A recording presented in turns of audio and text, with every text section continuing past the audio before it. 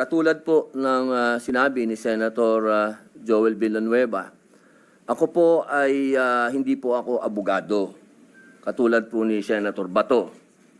Pero sa maikling panahon ko po dito, lagi natin binubuksan ang ating rules. At yan po ang unang-unang dinala sa akin nung ako po ay nanalong senador at ako po ay pinuntahan ng sekretariat. Ang una pong binigay sa akin ay yung rules. Napaka-importante ng rules. Yan po ang unang-una talagang isinaksak sa aking ulo.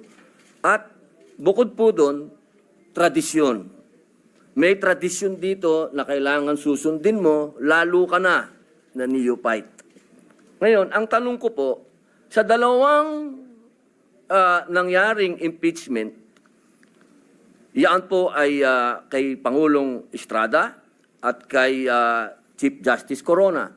Lagi pong dinadala doon sa Committee ng Rules. At yan po ay inaasahan natin sa pagkakataong ito na doon uli makarating. At hindi naman din po ako kumokontra, katulad din po ni Senator Villanueva, kung meron po tayo mga gustong baguhin, bakit naman po ako kokontra? Dahil yan nga po ang gusto ko, yan ang aking tagline, pagbabago. Pero hindi naman po siguro dapat sa oras na ito. Bakit naman sa oras na ito tayo gagawa ng isang bagay na katulad din po ng sinabi ni Senator Bato de la Rosa, talaga po bang tayo ay gusto nating magkahiwa-hiwalay na talaga?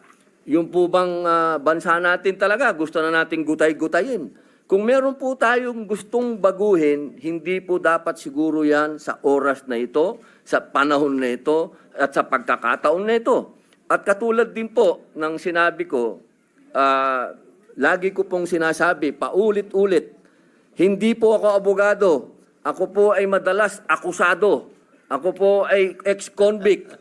Kaya ako po ay sanay sa korte. Ako po ay laging humaharap sa korte. Lahat po ng mga proceeding ng korte na abutan ko na hanggang po sa pakakakulong. Kailangan po siguro maipaintindi po natin sa lahat na due process. Kailangan dumaan po tayo sa due process. Hindi po tayo pwedeng palundag-lundag.